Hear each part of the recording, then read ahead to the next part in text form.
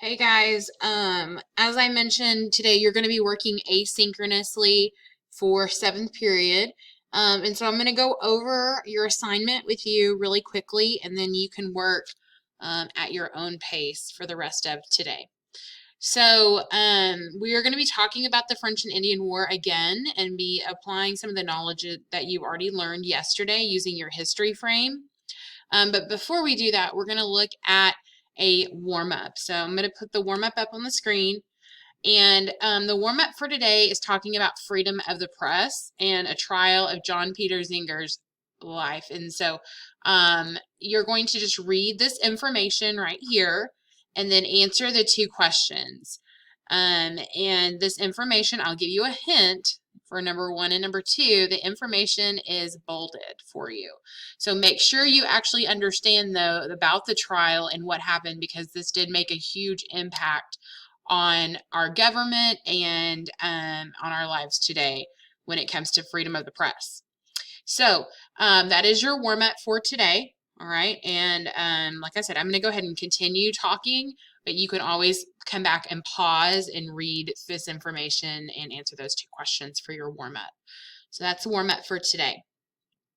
Let's look at the actual assignment. So today it says, I can collaborate in a small group to understand the French and Indian War by applying knowledge to answer critical thinking questions.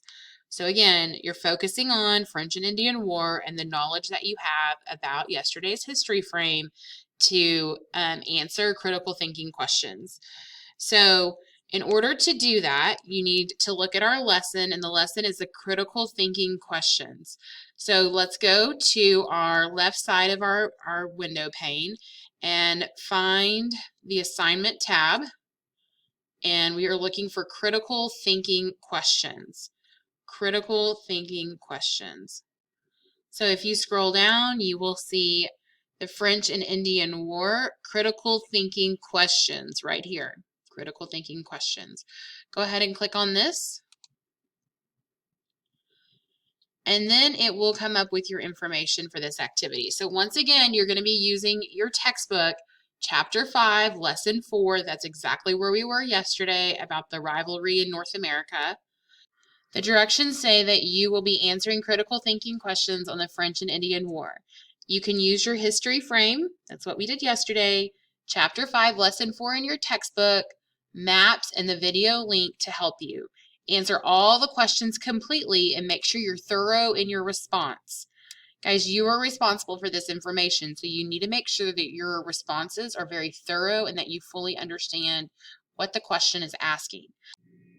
As you can see that this will need to go in your notes folder for Unit 2, and it is due by midnight tonight. Today is the 29th, so midnight tonight. Okay, so I have this video linked in here. You're also going to see it on the actual copy. So you can go ahead and click here to make a copy. Remember, Unit 2 notes is where this needs to go. And you have 3 different slides, okay, that have questions on it. So this video and the video back on Canvas, it's the same thing. So if you want to watch it here or you want to watch it on Canvas, it doesn't matter. It's the same exact thing. So what you're going to do is watch that video, and then after you watch that, it's talking about the French and Indian War. It just summarizes what happened. So after you've watched that, you'll need to answer those 4 questions, okay? Also, you can use your history frame you created yesterday, but also I encourage you to go back and look in your textbook. Guys, the Treaty of Paris, you have to list some of the terms for number 3. That's in your textbook. So go back and look at the textbook. Remember McGraw-Hill on the portal. You'll go to Chapter 5, Lesson 4. Chapter 5, Lesson number 4. Okay, so you'll answer those 4 questions. Let's look at slide number 2. It says, compare the 2 maps below on North American territory before and after the French and Indian War to answer questions below. So you're going to be using the pre-war boundaries of 1754 and then the post-war boundaries of 1763. So as you can see, the key is down here for you. So make sure that you're paying close attention to these 2 maps to answer the 2 questions. Slide 3, it says, after the French and Indian War ended, Britain ordered that colonists could not go past the proclamation line of 1763. This line is outlined in red on the map. So as you can see, this red line is the proclamation line, and Britain did not want any of the colonists to go any further west. Okay, so you're going to answer the two questions about why that might be. Again, I would use your history frame, and I would use chapter 5, lesson 4 in the textbook to answer those questions. You can also look at the map right there and notice some more information about that proclamation line. That will help you as well to answer those two questions. So one, you're answering based on Britain's perspective, and then the other one you're answering for number 2, you're answering based on the perspectives of the colonists. Why would that make them upset? And then why would the king not want that to happen?